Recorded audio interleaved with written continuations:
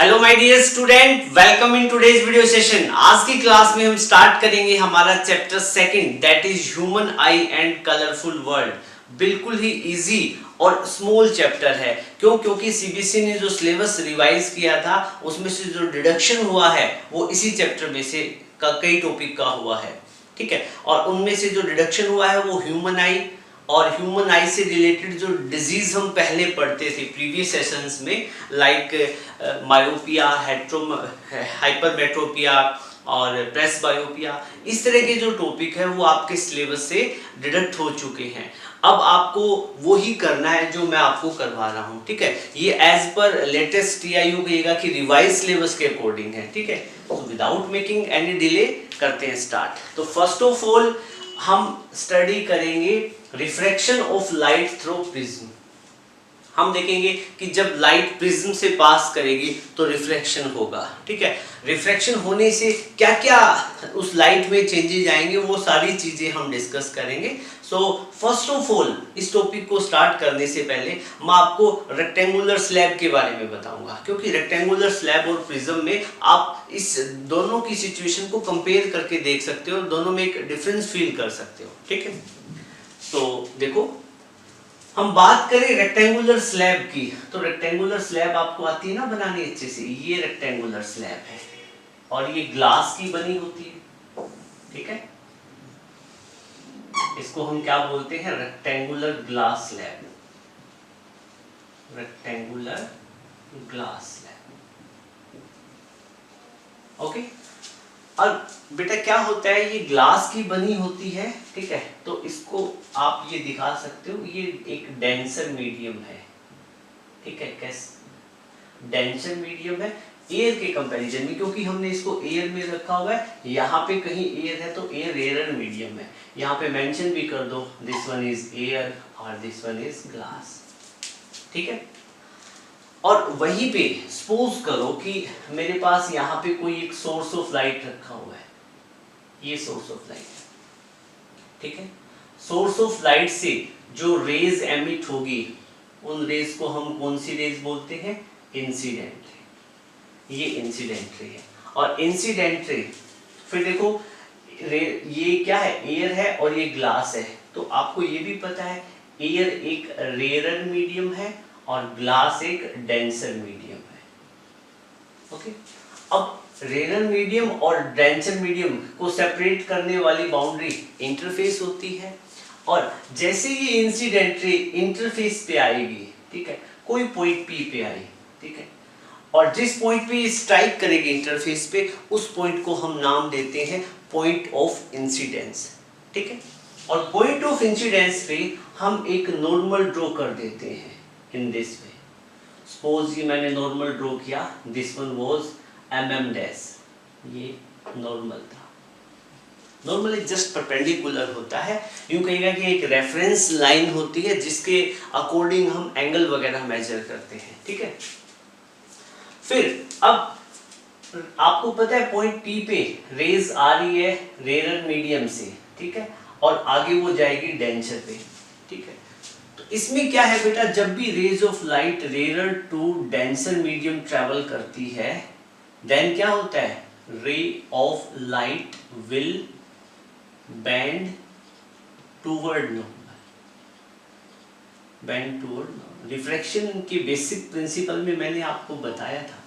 ठीक है, तो अब देखो पॉइंट पी पे जो लाइट है रेयर मीडियम से आ रही है, रेयर मीडियम से आके डेंसर में जा रही है। लाइट को सीधा जाना चाहिए था बट रिफ्रैक्शन हो जाता है। रे ऑफ लाइट नॉर्मल की तरफ बेंड करेगी नीचे की तरफ, क्योंकि नॉर्मल यहाँ पे है, इस तरह से बेंडिंग होगी। ठीक है, और ये बन जाएगी रिफ्लेक्टेड रे। पॉइंट पी के लिए ये इंसिडेंट रे और ये बन जाएगी पॉइंट पी के लिए रिफ्रैक्टेड रे। डन। फिर अब एक बात बताओ बेटा, अब ये वाली rays of light point P से पास होके ग्लास में एंटर कर चुकी है डेंसर मीडियम में, और since glass is a transparent material तो ये लाइट यहाँ पे रुकेगी नहीं, फिर ये लाइट आगे भी जाएगी। ठीक है, फिर ये लाइट क्या करेगी, जैसे यहाँ पे आएगी किसी पॉइंट पी डैश पे, अगेन यहाँ पे इंटरफेस आ गया, क्योंकि यहाँ डेंसर मीडियम है और नीचे अगेन कैसा मीडियम आ गया, रेयरर मीडियम आ गया। ये मीडियम कैसा है, रेयरर, क्योंकि वापस एयर आ गई ना ग्लास में से लाइट पास करके। ठीक है, तो अब इसके बाद में क्या होगा, पॉइंट पी पे जब लाइट आएगी तो वो डेंसर मीडियम से आएगी और रेयरर में जाएगी। ठीक है, तो पॉइंट पी पे जो रिफ्रैक्शन होगा, तो पॉइंट, ये P dash point of incidence है, इस पे आप एक नॉर्मल ड्रॉ कर दो बेटा। ठीक है, नॉर्मल एक परपेंडिकुलर लाइन होती है। ठीक है, इसको हम एन डैश से रिप्रेजेंट करेंगे। ओके, अब पॉइंट पी पे ये वाली तो रेज बन जाएगी इंसिडेंट रे। ठीक है, ये वाली रेज बन गई इंसिडेंट रे, और फिर क्या होगा, ये रेज ऑफ लाइट जब डेंसर से रेयरर में जाएगी तो इसको सीधा जाना चाहिए था, बट रिफ्रैक्शन हो जाएगा, और रिफ्रैक्शन भी होगा तो ये क्या, नॉर्मल से दूर चली जाएगी। इसको जाना तो चाहिए था सीधा, ओरिजिनल पाथ इसका ये होना चाहिए था इस वाली रे का, बट क्या है, ये नॉर्मल से बेंड कर जाएगी। ओरिजिनल पाथ से बेंड करने के बाद में रेज ऑफ लाइट कुछ ऐसे ट्रैवल करेगी। ठीक है, तो अब सेकंड रिफ्रैक्शन के लिए ये वाली रेज बन गई रिफ्रैक्टेड रे। ठीक है, आप इनको ऐसे अलग अलग दिखाना चाहो तो यूं भी दिखा सकते हो, ये इंसिडेंट रे फर्स्ट है, ये रिफ्रैक्टेड रे फर्स्ट है। पॉइंट पी के लिए ये इंसिडेंट रे, ये रिफ्रैक्टेड रे। पॉइंट पी डैश के लिए जो पहले वाले की रिफ्रैक्टेड रे है वो इंसिडेंट रे बन जाएगी, तो आप इसको ये बोल दो इंसिडेंट रे सेकंड, तो ये रिफ्रैक्टेड रे सेकंड। और हम इस रे को हम क्या कह सकते हैं, we can call it as emergent ray. इसको हम एमर्जेंट रे भी बोल सकते हैं, क्योंकि लाइट अल्टीमेटली ग्लास स्लैब से एमर्ज कर रही है, फाइनली ग्लास स्लैब से निकल रही है, अब वो ग्लास स्लैब में एंटर नहीं कर रही है, तो इसको हम एमर्जेंट रे भी बोल देते हैं। ठीक है, तो बिल्कुल बेसिक सी बातें थी। हाँ, अब यहाँ पे ये रूल याद होने चाहिए आपको। ठीक है, जब rays of light rare to denser travel करती है तो वो नॉर्मल की तरफ बेंड करती है। सेकंड केस में जब डेंसर से रेयर में जाएगी, व्हेन इंसिडेंट या ray of light travel denser to rare medium, तो क्या होगा, ray of light will bend away from normal, away from normal. ये रिफ्रैक्शन के बेसिक फंडामेंटल है, जो मैंने प्रीवियस लेक्चर में, आप इसी चैनल की प्लेलिस्ट में जाके क्लास 10th वाले सेक्शन में क्लिक करोगे तो प्लेलिस्ट में आपको रिफ्रैक्शन से, मतलब जो फर्स्ट चैप्टर हमने reflection and refraction of light पढ़ा था, वहाँ पे डिटेल में ये सारी चीज़ें समझ सकते हो। और फर्स्ट चैप्टर को मैंने काफ़ी डिटेल से करवाया हुआ है। ठीक है, आई थिंक 25 के अराउंड लेक्चर पहले आ चुके हैं चैप्टर फर्स्ट से रिलेटेड। तो बेटा ये सारी चीजें आपको समझ में आ गई होगी कि ग्लास स्लैब का बेसिक कॉन्सेप्ट क्या होता है। ठीक है, तो ये तो मैंने जो आपको बताया है जस्ट सिर्फ आपको रिफ्रैक्शन का फेनोमेना से एक बार फिर से अपडेट कर दूं। ठीक है, आप इसको नोट करना चाहते हो तो भी ठीक है, नहीं करना चाहते हो तो इस चैप्टर के साथ में आप रफ वर्क में इसको नोट कर लें, क्योंकि इससे आपका रिफ्रैक्शन वाले टॉपिक का रिवीजन हो गया, जो कि अभी आपको प्रिज्म में रिक्वायर्ड है। इसके बगैर, इन कॉन्सेप्ट के बगैर काम नहीं चलेगा। ठीक है, और हम फिर प्रिज्म और ग्लास स्लैब की सिचुएशन को कंपेयर। प्रिज्म की डेफिनेशन की बात करें तो डेफिनेशन क्या रहेगा, तो लिखो इट इज होमोजीनियस। प्रिज्म का मटेरियल आपको पता है एक जैसा होता है, homogeneous, transparent, refracting medium, transparent refracting medium, क्योंकि प्रिज्म एक रिफ्रैक्टिंग मीडियम ही होता है, क्योंकि जिसमें से लाइट पास करेगी तो रिफ्रैक्शन होगा। हाँ, आप ये लिख लेना, जो ट्रांसपेरेंट मटेरियल होते हैं वो कौन कौन से रहते हैं। देखो ट्रांसपेरेंट मटेरियल में कौन कौन से हैं, ग्लास, प्लास्टिक, और क्या बताया था मैंने, फ्लोराइड। स्पेलिंग देख लेना इसकी, FLOURIT, इसको ये भी बोलते हैं CaF2, कैल्शियम फ्लोराइड। ठीक है, तो हाँ, डेफिनेशन की बात कर रहे थे हम। It is A homogeneous transparent refracting medium. Prism क्या होता है, रिफ्रैक्टिंग मीडियम होता है, होमोजीनियस और transparent, whose at least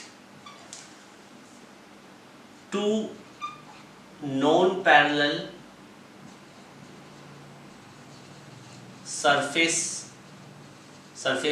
are inclined to each other called prism। ये प्रिज्म की मैंने एक डेफिनेशन आपको बता दी है, ठीक है। इसको समझने की कोशिश करेंगे हम, ठीक है। देखो क्या कह रहे हैं, ग्लास स्लैब में क्या होता था कि जो ग्लास के जो दोनों सरफेस होते हैं वो एक दूसरे के पैरेलल होते हैं। मेरे इस हाथ को आप ग्लास का सरफेस कंसीडर कर सकते हैं, इस हाथ को भी ग्लास का सरफेस कंसीडर कर सकते हो। अब इन दोनों को मैंने पैरेलल रख दिया तो ये ग्लास स्लैब बन गया। क्या बन गया? ग्लास स्लैब, ठीक है। तो इसमें मतलब लाइट के पाथ, इसमें लाइट का पाथ क्या है? चेंज हो जाएगा, ठीक है। मतलब बट जो फाइनल पाथ होगा वो ओरिजिनल पाथ के पैरेलल रहेगा, ठीक है। और वहीं मैं प्रिज्म की बात करूं तो प्रिज्म में देखो क्या रहेगा। प्रिज्म में आपको पता है प्रिज्म भी ग्लास का बना होता है, ठीक है। और प्रिज्म में प्रिज्म के जो सरफेस होते हैं, दो सरफेस होते हैं। प्रिज्म जब बनता है तो प्रिज्म के दोनों सरफेस पैरेलल ना होके एटलीस्ट टू सरफेस किसी थीटा एंगल पे इंक्लाइंड होते हैं, इस तरीके से, ठीक है। मतलब दो पैरेलल फेस लो ग्लास के और उनको आप किसी थीटा एंगल पे रख दो तो बन गया प्रिज्म। ऐसे ही हम प्रिज्म बनाते हैं। और दोनों इंक्लाइंड सरफेस के बीच में देखो यहाँ एक एंगल आपको नजर आ रहा है और इसको हम बोलेंगे प्रिज्म एंगल। मैं एक सिंपल सा व्यू आपको दिखाता हूँ प्रिज्म का कि प्रिज्म बनता कैसे है, ठीक है। तो इसमें ग्लास के एटलीस्ट टू सरफेस होने चाहिए ना, तो ये मैंने दोनों सरफेस दिखा दिए, दोनों को इंक्लाइंड बना दिया और ये वाला सरफेस भी ग्लास का ही होता है, ठीक है।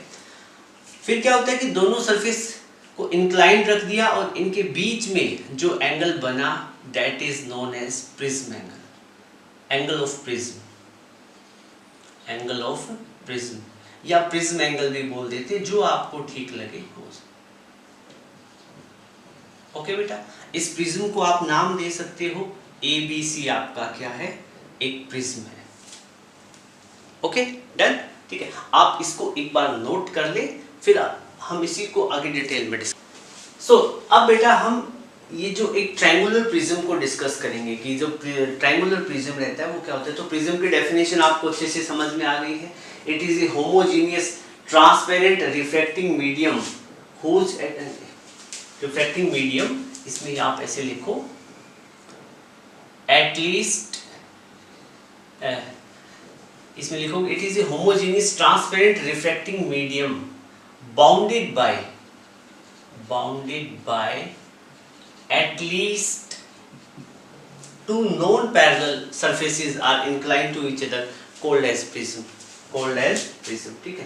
तो देख लेना। हाँ, ट्रायंगुलर प्रिज्म की हम बात कर रहे थे। तो ट्रायंगुलर प्रिज्म क्या होता है? जो अब ये तो मैंने एक 2D व्यू दिखाया है, रियलिटी में तो प्रिज्म क्या होता है? एक 3D होता है, ठीक है। तो हम एक ट्रायंगुलर प्रिज्म की बात करें तो यहाँ पे लिखो for a triangular prism, for a triangular prism. जो आप फिजिक्स लैब में जो प्रिज्म देखते हो वो कुछ ऐसा होता है, जो अब मैं डायग्राम बनाऊंगा, ठीक है। इसमें क्या रहता है बेटा, आपके पास में इस तरह का एक ट्रायंगुलर सरफेस होता है, ठीक है। जो प्रिज्म बना होता है वो यूं बना होता है और इस साइड को मैं यूं एक्सटेंड कर देता हूं, कुछ ऐसे दिखता है आपको प्रिज्म, ठीक है।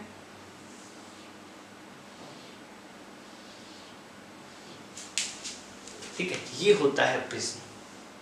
इसमें थोड़ा सा ये आप जो साइड में जो डायग्राम देख रहे हो ना, रियलिटी में ऐसा होता है, बस मैंने ऐसे ड्रॉ कर दिया, आप उस जैसा ड्रॉ कर सकते हो, ठीक है। तो ट्रायंगुलर प्रिज्म में आप देखोगे क्या क्या पोर्शन होते हैं, ठीक है। अब एक तो ट्रायंगल आप यहाँ देख रहे हो, दूसरी ट्रायंगल यहाँ होती है, एक ट्रायंगल ऐसे होती है, सेम ट्रायंगल इसके पीछे होती है, दो ट्रायंगल ऐसे होते हैं, ठीक है। मतलब प्रिज्म में दो ट्रायंगुलर सरफेस होते हैं, ठीक है। और वहीं पे रेक्टेंगुलर सरफेस की बात करूं तो एक ये वाला एक आपको रेक्टेंगुलर पोर्शन नजर आ रहा है, एक ऐसे दूसरा रेक्टेंगुलर पोर्शन, ठीक है। देखो दो रेक्टेंगुलर पोर्शन ऐसे लगे हुए हैं ना, ये वाला और ये वाला, और एक इसके कहाँ लगा हुआ है? नीचे। तो रेक्टेंगुलर सरफेस कितने हो गए? 3। तो एक ट्रायंगुलर प्रिज्म में 2 तो ट्रायंगुलर सरफेस होते हैं और 3 रेक्टेंगुलर सरफेस होते हैं, एक ये वाला, एक इसके पीछे वाला, एक नीचे वाला। ठीक है, तो आप यहाँ पे ये भी चीजें नोट कर सकते हो। देखो, inside a triangular prism, inside a triangular prism या triangular prism is made up of, ये लैंग्वेज वगैरह आप एनसीईआरटी से बुक साथ ही साथ पढ़ ही रहे होंगे। ठीक है, inside triangular prism 2 triangular surface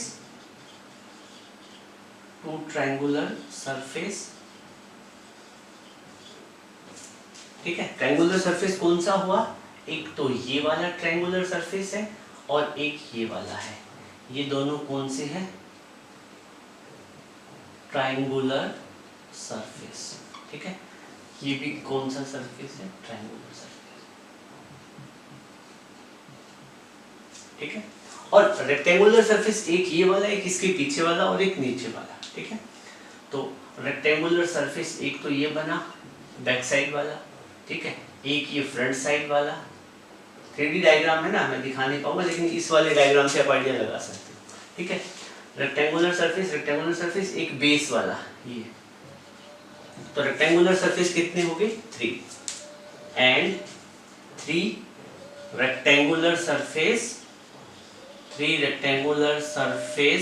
are present.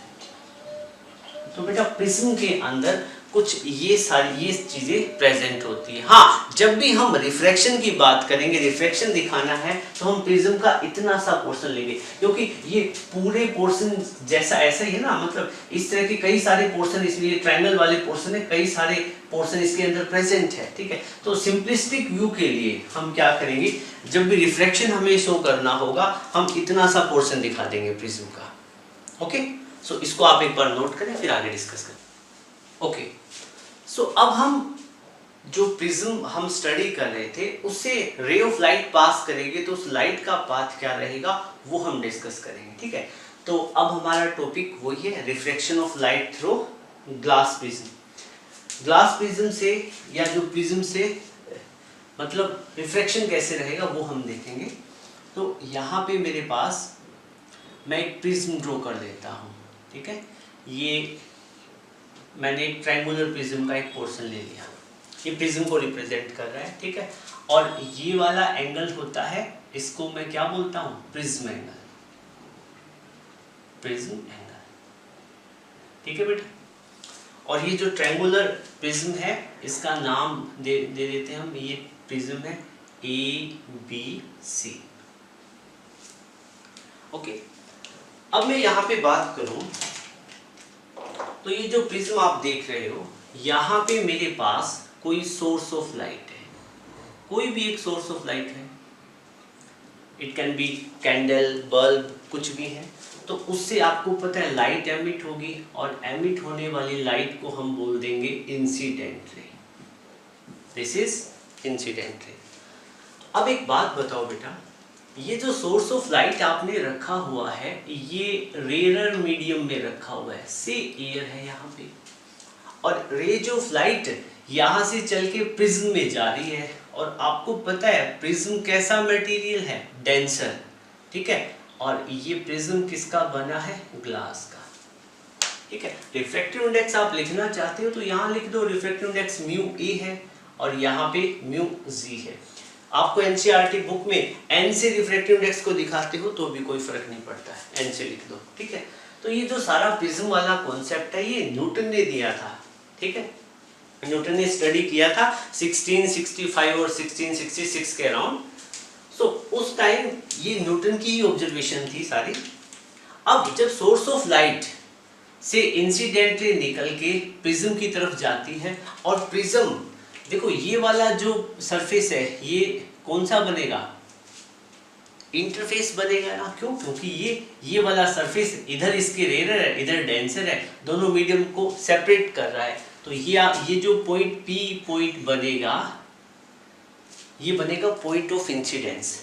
ठीक है, और पॉइंट ऑफ इंसिडेंस पे आप नॉर्मल ड्रॉ कर सकते हो ना। ठीक है, तो नॉर्मल ड्रॉ करो। मैं ये रेड कलर से नॉर्मल ड्रॉ कर देता हूँ। नॉर्मल जस्ट एक परपेंडिकुलर होता है और इसको बोल देता हूँ mm डैश। ये क्या बन गया? नॉर्मल।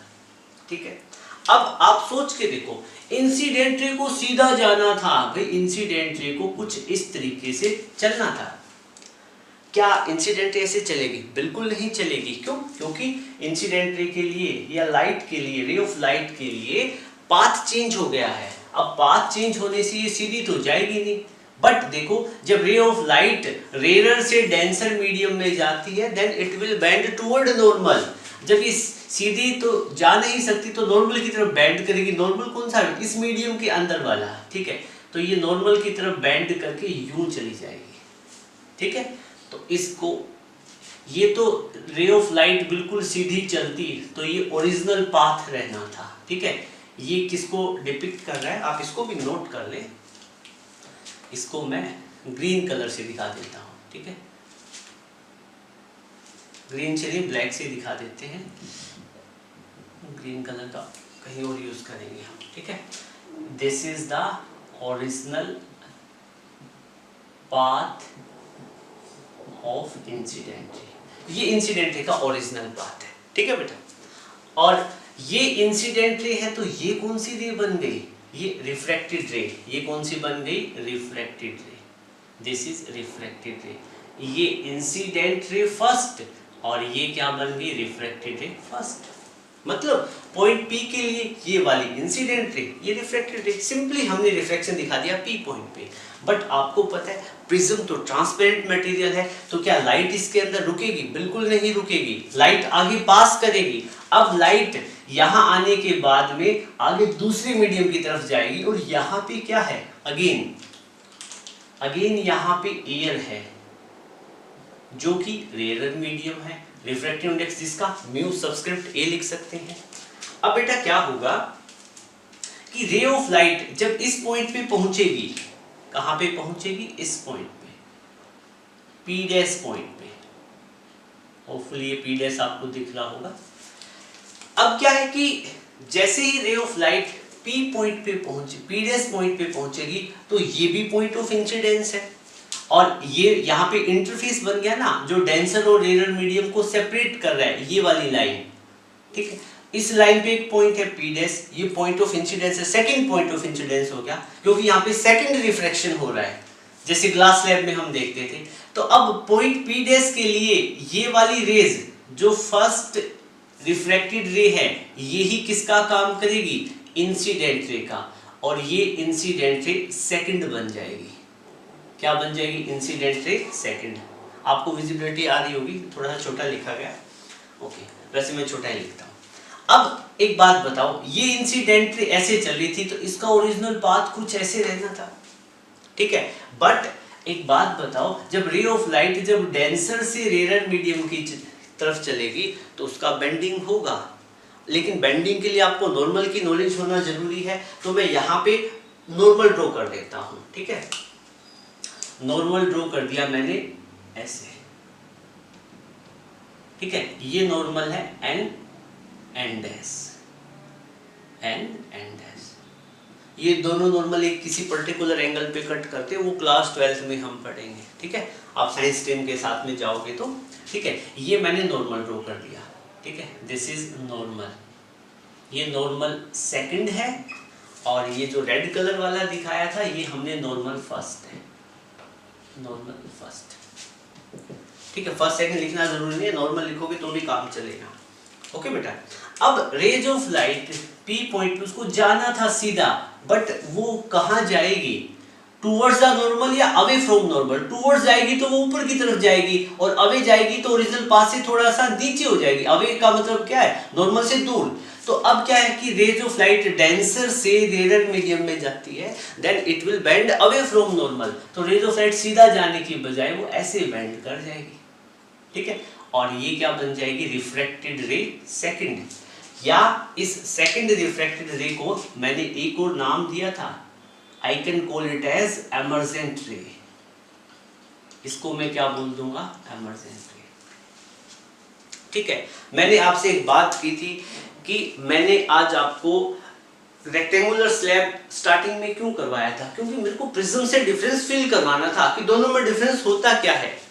दोनों में होते तो ग्लास के सरफेस है, रेक्टेंगुलर स्लैब में पैरेलल होते हैं, इसमें इंक्लाइंड होते हैं, इनके लाइट के पाथ की टर्म में भी डिफरेंस आ जाता है। ठीक है, थोड़ा सा आप याद करने की कोशिश करें तो रेक्टेंगुलर स्लैब में सिचुएशन कुछ ऐसी थी।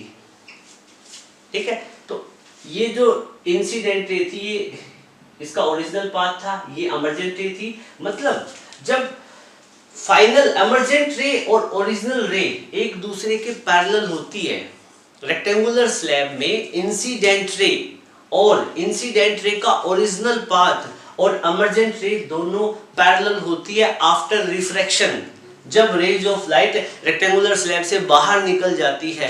बट यहाँ पे देखो इंसिडेंट रे जो इनिशियली वाली इंसिडेंट रे की बात कर रहा हूँ, इनिशियल वाली इंसिडेंट रे का तो पाथ ये वाला था, ठीक है, और इमर्जेंट रे का पाथ क्या हो गया, ये वाला हो गया।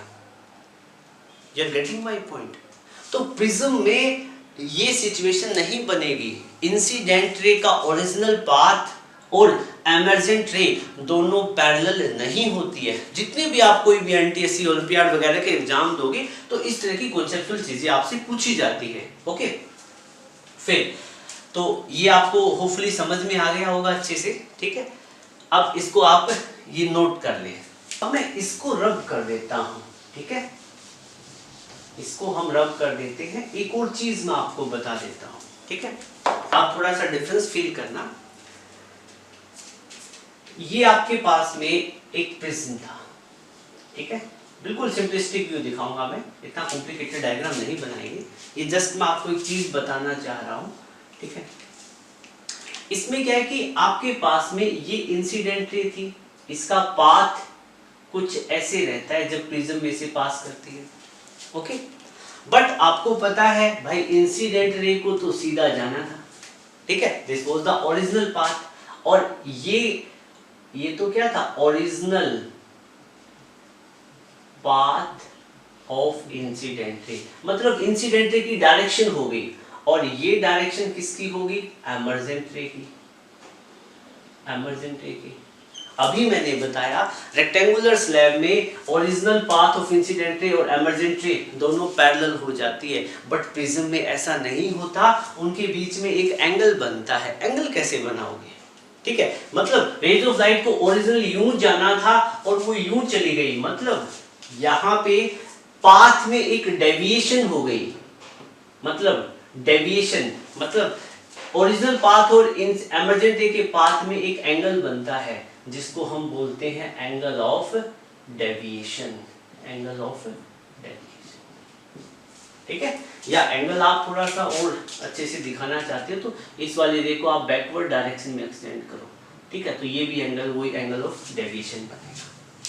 ठीक है, so my dear student, it was all about today's class. Hopefully आज का वीडियो आपने एंजॉय किया होगा और प्रिज्म के बारे में बहुत कुछ सीखा होगा। वीडियो आपको अच्छा लगे तो आप इसको लाइक करना, अपने मैक्सिमम फ्रेंड के साथ शेयर करना, और चैनल आपने अभी तक सब्सक्राइब नहीं किया है तो चैनल को सब्सक्राइब करें। So thank you, have a great day ahead.